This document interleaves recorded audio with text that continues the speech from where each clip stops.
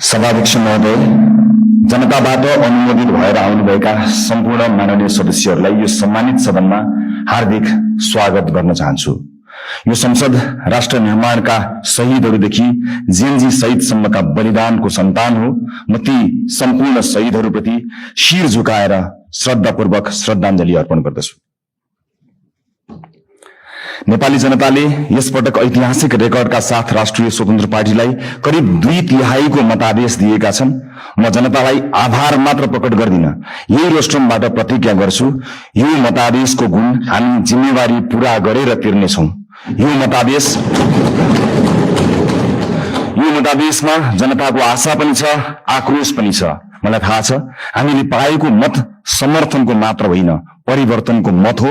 हामीलाई जनताले दिएको म्यान्डेट सिंहदरबार चलाउन होइन, सिंहदरबार बदल्न हो। म गर्वका साथ भन्न सक्छु हामीले बदल्न सुरु गरिसकेका छौं। सभाध्यक्ष महोदय, सत्तारूढ दलको सभापतिका रूपमा अब हामीले बोलेर मात्र पुग्दैन। मैले मात्र होइन, रासोपाका हरेक माननीयले कामबाटै आफूलाई, पार्टीलाई र सरकारलाई प्रमाणित गर्नुपर्छ। अब हामी राम्ररी बोल्नु भन्दा पनि हाम्रा कामहरू र सरकारका कामहरू आफै अत्यन्त राम्रोसँग बोल्नेछन् र ती बोल्न सुरु गरिसकेका कुरा फेरि पनि म निवेदन गर्न चाहन्छु। सभाध्यक्ष महोदय, हामीलाई हनीमुन पिरियडको सुविधा पनि चाहिँदैन। हामी दिन गनेर होइन, सेकेन्ड गनेर काम गर्न चाहन्छौं र गर्न सुरु गरिसकेका छौं। तपाईहरूले सरकारको रफ्तार देखिरहनु भएको छ। अब कर्मचारी तन्त्र सहित सिङ्गो देशले यो रफ्तारसँग गति मिलाउनुको विकल्प छैन। हामी आफ्ना मात्र होइन, जायज छन् भने विपक्षी दलका चुनावी प्रतिबद्धताको पनि स्वामित्व लिन तयार भएर आएका छौं र यसको सार्वजनिक घोषणा हामीले गरिसकेका छौं। सभाध्यक्ष महोदय, सरकारका प्राथमिकता, योजना र दिशा सविस्तार सम्माननीय प्रधानमन्त्री ज्यूबाटै आवश्यक परे बोलेर र आवश्यक नपर्दा नबोलेरै कामबाट प्रस्तुत हुने कुरा पनि म सम्मानित सदनलाई जानकारी गराउनेछु। र म आज केवल केही राजनीतिक विषयमा प्रवेश गर्न चाहन्छु। सभाध्यक्ष महोदय, यो सम्मानित संसदमा यसअघि पनि पटक पटक एकल बहुमतका सरकार नबनेका होइनन्, तर ती सरकारहरू इतिहासका अंक बने, इतिहास बदल्ने औजार बन्न सकेनन्। किन सकेनन्? दृष्टिकोणमा समस्या थियो कि प्राथमिकतामा, पारदर्शिता र जवाफदेहितामा कमजोरी थियो कि कार्यान्वयनमा? किन अवसरहरूलाई परिणाममा बदल्न सकिएन? हामी इतिहासबाट सिक्न लाज मान्ने छैनौं। जनताले अहिले हामीलाई दिएको विशाल बहुमतको इतिहास यो पनि फेरि गुमेको अवसर भनेर लेखियो भने हामी कलंकित हुनेछौं। हामीलाई त्यो मन्जुर छैन। रासोपाका साथीहरूलाई म सम्झाउँछु, हामी यहाँ प्रश्न सोधेर आएका हौं। अहिले बस्ने ठाउँ फेरि होला, तर आज पनि ती प्रश्नहरूप्रति हाम्रो नैतिक जिम्मेवारी उस्तै छ। अब साबित गर्नु छ कि हामीलाई केवल प्रश्न सोध्न मात्र आउँदैन, उत्तर दिन पनि आउँछ। समस्या देखाउन मात्र होइन, समाधान खोज्न पनि आउँछ। प्रतिपक्ष दलहरूलाई मेरो विनम्र आग्रह छ, हामीमाथि 24 घण्टा निगरानी गरिदिनु होला। शासनमा तपाईहरूको लामो अनुभव छ, हाम्रा कमजोरी उजागर गरिदिनु होला, गल्ती देखाइदिनु होला। यदि हामीले बाटो बिरायौं भने सच्याइदिनु होला। यदि हामी जनताबाट टाढा हुन खोज्यौं भने हामीलाई जनताको आवाज सम्झाइदिनु होला। हामीबाट अहंकार नबढोस्, हामीमा कुनै अहंकार नछाओस्, हाम्रा निर्णयहरू एकतर्फ नहुन्। तन्त्रमा सत्ता पक्ष र प्रतिपक्ष प्रतिस्पर्धी मात्र होइनन्, एकअर्काका पूरक पनि हुन्। एकले काम गर्छ, अर्कोले निगरानी गर्छ, एकले योजना बनाउँछ, अर्कोले परख गर्छ। हामी प्रतिपक्षको आवाज कमजोर हुन दिने छैनौं, किनकि प्रतिपक्षको आवाज कमजोर बनाइयो र उपेक्षा गरियो भने लोकतन्त्र कमजोर हुनेछ। यो हामीले अस्ति भर्खरै देखिसकेका छौं। यो संसद बहसको थलो हुनेछ, प्रतिशोधको होइन। हिजो आफ्नालाई बचाउन र विपक्षीलाई फसाउन कानून नै संशोधन गरिएको छ र अध्यादेश समेत ल्याइएको छ। त्यस्ता गलत क्रियाकलाप यथाशीघ्र सच्याइने कुरा म यो सम्मानित सदनलाई जानकारी गराउन चाहन्छु। प्रतिपक्षमाथि अहंकार र प्रतिशोधको त्यो अध्याय अब दोहोरिने छैन। आस्थाका आधारमा फरक व्यवहार हुने छैन। अब अन्यायपूर्वक विधि नै निचेर सुन्न मन लागेका कुरा नसुनौ भनेर कसैको माइक काटिने छैन। संसदीय समितिहरूमा संख्याकै बलमा प्रतिशोध र अत्याचार हुने छैन, तर सुशासनको वेग भने रोकिने छैन। न्याय पाउने न्याय पाउने पहिलो हक शहीदकी आमाको हो, त्यसलाई प्रतिशोध भन्न पाइने छैन।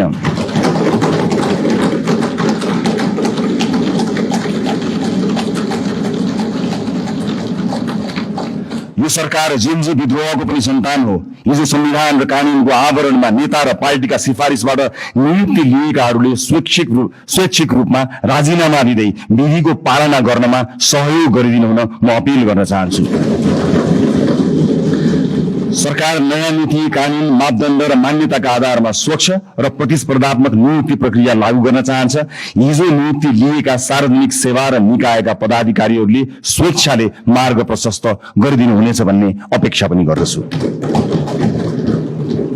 सभाध्यक्ष महोदय, छिमेकी राष्ट्र र मित्र राष्ट्रसँगका सम्बन्धलाई सडकमा लैजाने र सत्ता छाड्न परेपछि विदेशी चलखेल भन्ने गैर जिम्मेवार र सस्तो खेल अब हुने छैन।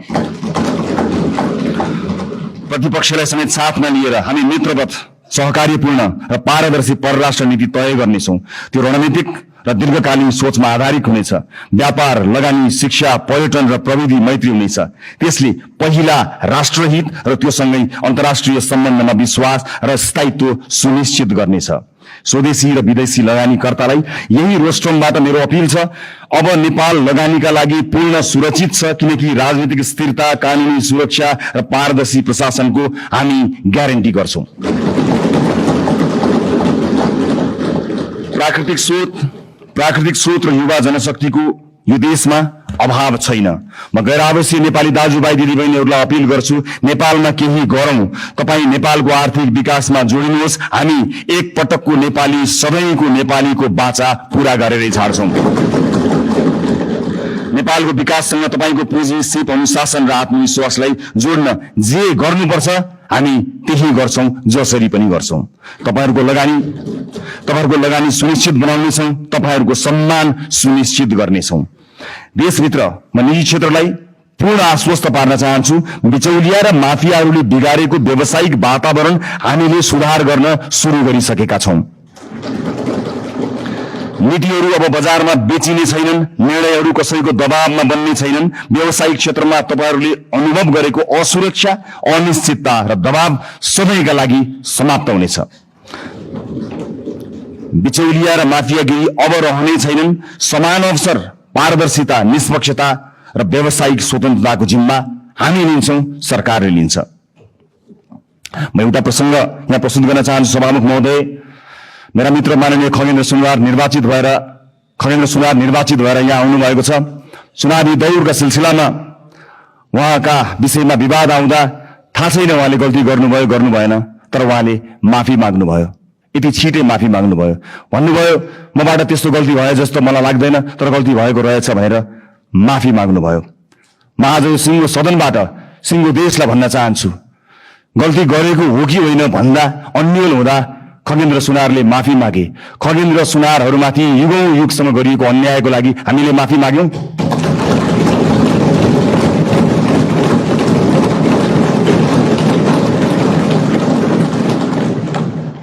यो देशको दलित समुदायलाई मैले आज सार्वजनिक क्षमा याचनाका साथ केही भन्नु छ।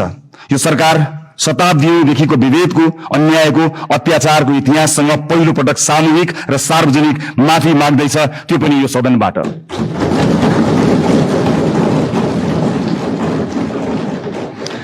आजसम्मको विभेद सामाजिक गल्ती थिएन, संगठित अपराध थियो। यो देश किन बनेन थाहा छ? किनकि जसका हातमा सिप थियो तिनलाई हामीले अछुत मान्यौं। अब कुनै पनि नेपाली जातका नाममा झुक्नु पर्ने छैन। म सिंगो पार्टी, सम्माननीय प्रधानमन्त्रीज्यू, सरकारको तर्फबाट पनि माफी माग्छौं र यो माफीको मूल्य अब न्यायले गर्नेछ भन्ने कुरा पनि सुनिश्चित गर्न चाहन्छु। यो रोस्ट्रमबाट मैले आमा र दिदीबहिनीहरूलाई पनि केही भन्नु छ। यो देशमा तपाईहरूले सबैभन्दा धेरै जिम्मेवारी बोकेर पनि सबैभन्दा कम अवसर पाउनुभयो। घर सम्हाल्नुभयो, परिवार बचाउनुभयो, समाज चलाउनु भयो, तर त्यसलाई काम मानिएन। महिलालाई अवसर अब अनुग्रह होइन, अधिकार हुनेछ। हामी सुनिश्चित गर्नेछौँ शिक्षा र रोजगारीमा बराबर पहुँच, राज्यका हरेक तहमा अर्थपूर्ण प्रतिनिधित्व, कर्मस्थल र समाजमा सुरक्षा र सम्मान, अनि महिला विरुद्धका हिंसामा शून्य सहनशीलता। कुनै छोरीले अब आफ्नो सपना सानो बनाउनु पर्ने छैन। अबको यात्रा केवल समानताको होइन, सशक्तिकरणको हुनेछ। सँगसँगै ज्येष्ठ नागरिकहरूको आर्थिक सुरक्षा, सामाजिक कल्याण र आत्मसम्मान पनि हाम्रो कर्तव्य हुनेछ। आजको संसदको जनादेशका वास्तविक रचयिता हुनुहुन्छ वैदेशिक रोजगारमा रहेका नेपाली दाजुभाइ दिदीबहिनीहरू। यो देशमा आजसम्म सधैँ तपाईहरूले पठाएको रेमिटेन्सको कुरा भयो, तर आज म पैसाको होइन, तपाईहरूले तिर्नु भएको व्यक्तिगत मूल्यको कुरा गर्छु। परिवारबाट अलगिनु भयो, आमा बुवाको साथ गुमाउनु भयो, कलिला छोराछोरीको बाल्यकाल गुमाउनु भयो, चाडपर्वको रमाइलो, परिवारको माया, आफ्नो गाउँघरको न्यानोपन गुमाउनु भयो। कतिले आमा बाबुको मृत्युमा काँध थाप्न पाउनु भएन, कतिले सन्तानको पहिलो पाइला देख्न पाउनु भएन। आज म यहीँबाट क्षमा याचनाका साथ स्वीकार गर्छु, यो देशले तपाईहरूको त्यागको उचित सम्मान गरेन। अब तपाईहरूको पीडा केवल कथा बन्ने छैन, नीति बन्ने छ, राज्यको प्राथमिकता बन्ने छ।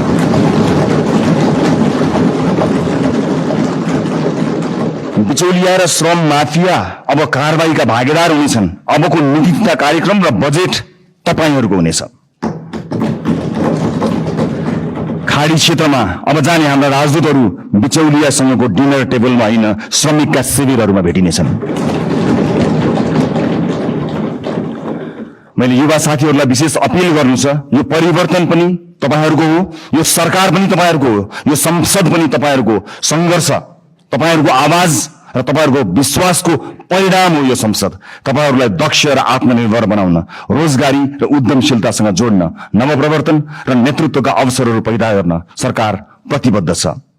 माननीय सांसदज्यूहरू, जुनसुकै पार्टीबाट चुनिएर आए पनि हामी जनतालाई प्रतिनिधित्व गर्दछौं। त्यसैले अब हाम्रो लक्ष्य एउटै हुनुपर्छ, देशको समृद्धि, जनताको जीवनमा सुधार र न्यायपूर्ण समाजको निर्माण। मलाई विश्वास छ यो सहकार्य, उत्तरदायित्व र परिवर्तनको प्रतीक हुनेछ। धन्यवाद।